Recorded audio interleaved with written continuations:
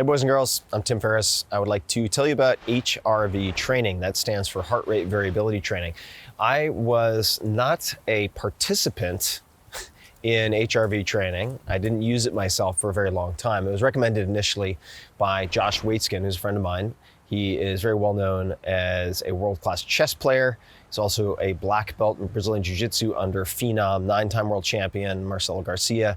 And he's currently working on many other crafts. Also happens to be a world champion in Tai Chi push hands. So he understands a thing or two about high performance. He also works with a lot of the best performing investors in the finance world. They all use HRV. Why? So let me take a step back. We often think about changing how we feel, changing our physiology by changing our content. So can we go to therapy and talk, ask questions, be asked questions, such that we change the stories in our minds so that that changes how we respond to things, which changes how we feel, and voila, we have increased well-being. Now, that is not a bad approach, but it is one tool. Another tool and another approach and another paradigm is to say, maybe we can move in the opposite direction. So we change our physiology, and by changing our physiology, we change how we feel, and that changes the content. All right, this is actually really important to grasp. So in other words, you're working from the body to the mind as opposed to the mind to the body. And I believe that both can be really effective. Athletes use HRV all the time. The tools that I have used first are Elite HRV, I believe it's called. It is effectively a pulse oximeter. So you clip it onto your finger, and I use that for calibrating the morning resting HRV. Then I use the Oura Ring, which I don't have on right now. I actually use it exclusively for sleep.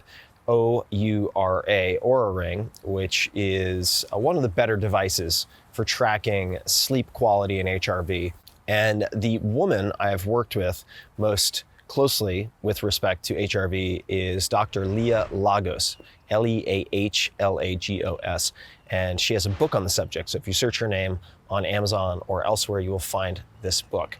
And really more than anything else, because this is a set of tools and this is one approach to working with physiology to change how you feel and to change content, is to emphasize, really what I would like to emphasize is that when there's a problem, very often you'll be given a process that moves from A to Z, but sometimes if you're trying to get to the middle somewhere, you can also work from Z to A.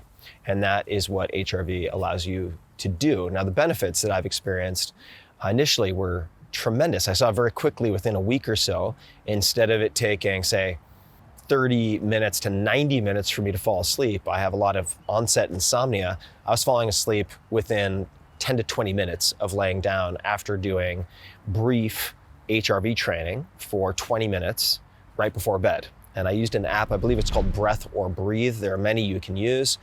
Ultimately, by using Leah's book and there are other resources online, you will determine breathing sequences that you can use to achieve a certain degree of resonance. And we can get into the vagus nerve and all sorts of things, but there's certain breathing patterns you can use to change your cardiac response.